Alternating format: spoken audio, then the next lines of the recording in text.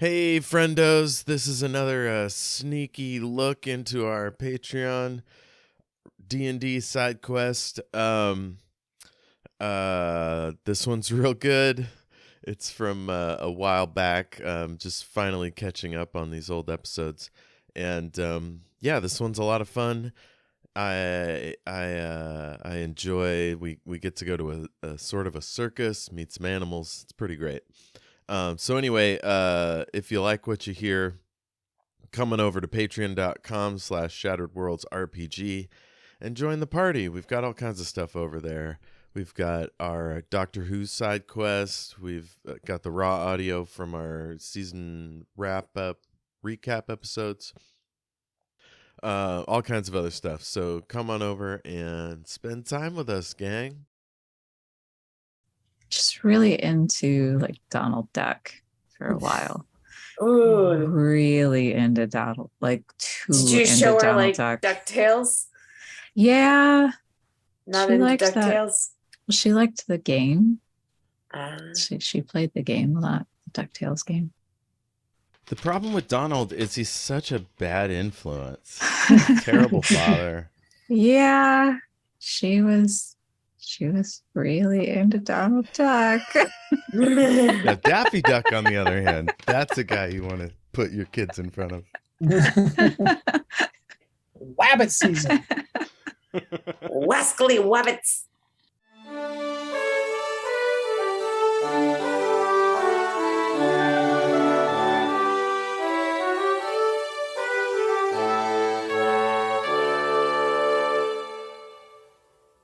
Welcome back to Shattered Worlds RPG. I'm your lore master, Jeff, and with me tonight, Christy. Hello. Katarina. Yo, yo, yo. And Ash. Hey. Thanks for joining us tonight. We are excited to play a little Dungeons and Dragons. It's Return of the Defiler time, so let me send it on over to Ash. Oh yeah, Tell we us gotta what happened last time. get Katarina caught up because Katarina's Katarina, you got a key thing coming up in this episode where you have to boy. you get to talk to Dragon. Mm-hmm.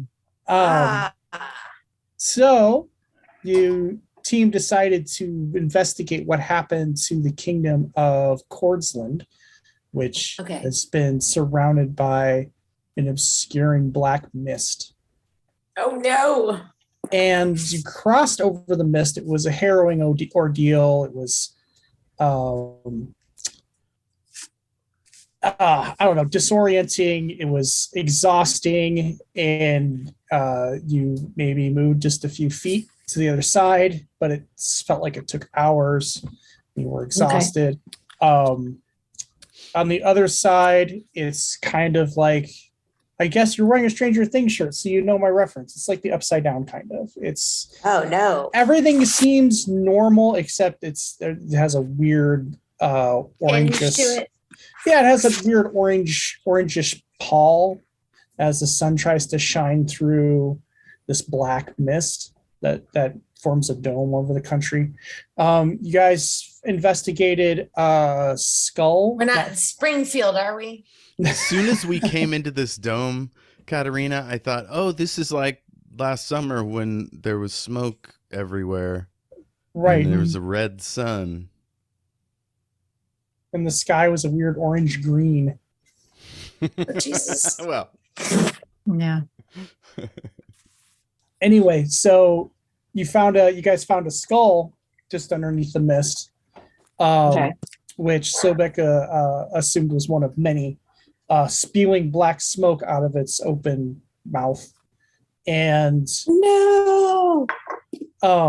Chester tried to smash it with a hammer and was driven insane as soon as she made contact. And so she was, having hallucinations for a few hours. I bet that was amusing. Oh, man. Chester was in a bad way. Chester was in rare form, eh? Mm-hmm. So you rode your magic carpet toward the capital of Cordsland. I can show you the world. And you came upon a cart, with a young green dragon in a cage. And the green dragon has been. Now, green dragons are notoriously evil and cunning, and they're liars and cheats. So, but if we raise them, they could be on our side. This is what we were thinking. So this dragon's in a cage. It's been captured. Its mouth is tied shut. And yeah, it was looking very sad and obviously been drugged or something to keep it sedated. And driving the cart were 4 carnies. And one of them was Herco, the incredible Herco, the strong man. Okay. And I was very excited to meet you. Come and see our circus. Professor Malagast Menagerie of Wonder. And so you became friends. Menagerie. And you guys, were he was very affable, not evil. Okay. Yep, okay. likable gentleman. But something Quite seemed a little fine fellow. Something seemed a little off. He's still a carny. And so you traveled with him for a while. While you were traveling with him, the black dragon whispered to you, "Hey, Laurel." Not Laurel because dragon doesn't know your name. "Hey, yes, get me out of here. I'll make it worth your while. They're not going to be kind to me." Oh, you've got a point there. Okay, but if I let you out, you owe me a favor. Yeah, I can agree to that. Also, you can't hurt any of us in my little party. Oh, why would I do that? You guys would set me free. I'd be forever in your debt. And it's a simple check. As you get the impression she's female, she has to talk with her jaws tied shut and whisper. So you're leaning in real close, and this dragon could just breathe poison gas at you at any moment. And so it's a little harrowing, but you're having this conversation. Can I feed the dragon a snack? You can't. It can't open its mouth enough. Can I drip in some ale or something? We've been real careful not to piss off the zookeeper. Yeah, you don't want to piss off Herco. So you gotta be careful. So that's why we didn't try to feed it or anything. But do you, Laurel? Yeah, well, Laurel, you're having this conversation with the dragon while they pull up to the carnival where it's parked. One of the things they talk about on the way, which I'm sure they'll fill you in later or you pick up in between conversations, is that everything is normal in Cordsland until nighttime when the undead come out.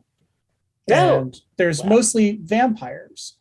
And so the carnival has hunkered down, and they don't.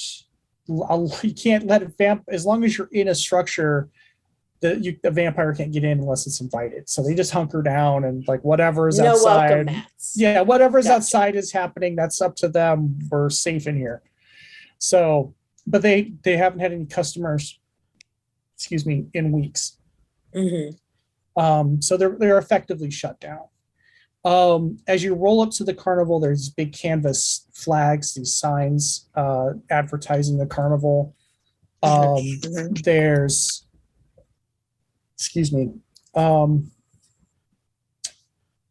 let's see.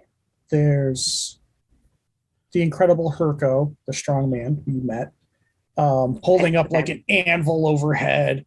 Herco's a half orc, but is even and more impressively strong.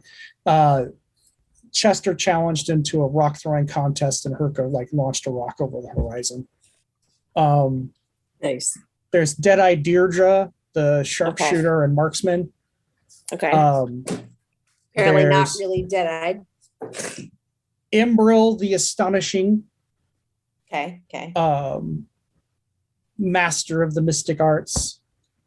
Scory and Nori, the acrobats, and Krapal, the freak. Who's their resident geek. And Krapal is very short in stature. There's a painting of him on the canvas, and he's got like a lobster claw for a hand and like a long frog tongue hanging out. One of his feet's a hoof. There's like a horn growing out of his head. And then there's also their monster zoo, which they advertise. Okay. And the menagerie itself. Run away. Where are my notes on the zoo?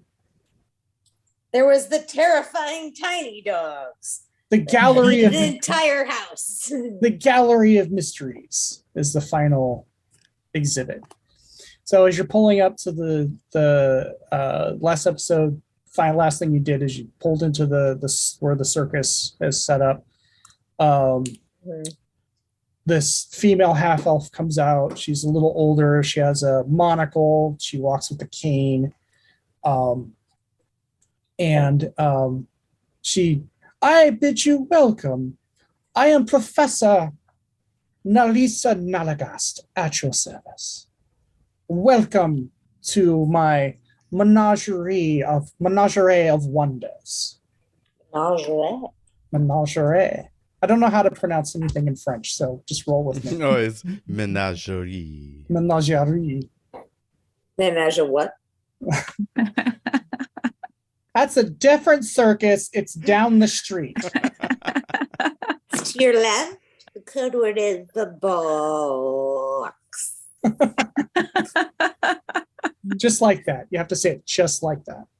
Exactly like that. So here you are at the circus. This dragon wants out. Well, what time of day or night is it? And can the vampires see me if I'm invisible? You don't know, to answer your last question. Okay. And it's about 3 or 4 o'clock in the afternoon. All right. I guess I whispered to the dragon, I'll let you out in the dark. I'll be invisible. We'll see how it goes. But once somebody goes to sleep, I'll come back. Okay, when you whisper, we can't actually hear you very well. So if you whisper, get really So close the to the mic. whispering that I'm doing to the dragon is as follows. When it hits nighttime, I will come down and let you out and untie your bonds and stuff. Does that work for you? I could also bring you a snack. I don't know exactly what, but nothing else, cookies.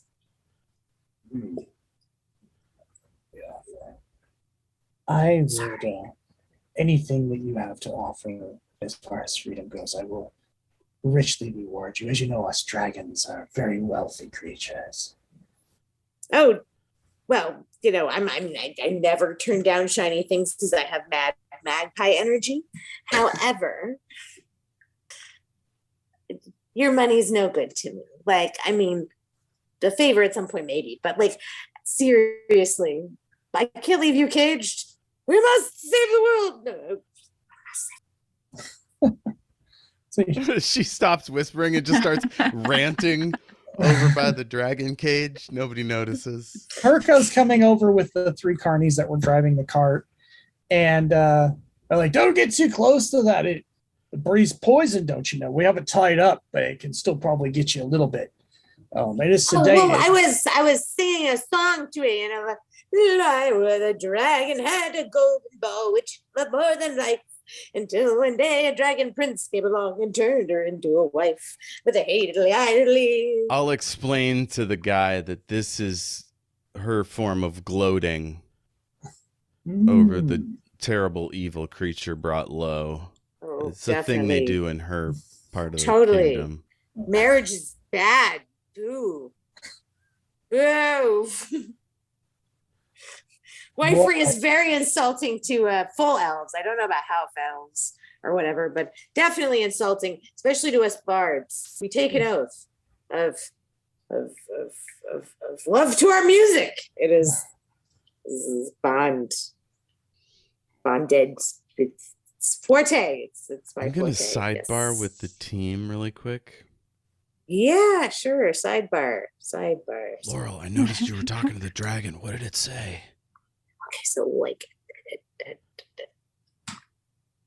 okay, so anyway, like she would like out, and so I will invisible myself, and hopefully the vampires won't see me. Like, who knows? But like, this is the plan. And then I'm gonna like cut her bonds and like let her go, and snack and some water, and then she's gonna fly off into the night, free as a bird, and possibly owe me a favor. But anyway, you can't just leave her tied up. They're like, no, they need to do lasers and switch over to like, what they did for the elephants. Magic dust. It's pretty evil. So, Beck, do you know if vampires can see invisible things? I do not know. Let us check my arcane knowledge. Why are you so worried about vampires? Well, she said that They she come out didn't. at night. Yeah, and she's gonna do it at night. But And we're in she's here. gonna- We're in this compound, and we'll be together. Yeah, I but don't if I go outside to let the dragon away, I don't think the dragon's coming inside. No. Are they That'd be really just bad. going to leave the dragon in vampire country all alone? No, It they're can- actually, as you guys are doing your sidebar, they're taking the dragon off to the zoo, which is in an enclosure. It's Well, I like guess in, I will be See. breaking and entering into the zoo. it's like in a barn. Ah, So here's the reason I've called you over here mainly is sorry, I need to get my gruff sticks on. So the reason I brought you over here is because that thing is evil incarnate, and the only good dragon is a dead dragon. That's what my daddy told no, me. she's sweet. Okay, that sounds, binaries, the black But and white I thing. want to challenge that. I'm just letting you know what I think normally. However, I'm also opposed to slavery, which this zoo obviously is. Should we just let every one of the animals out? I mean, mass chaos is probably going to make more luck for the dragon.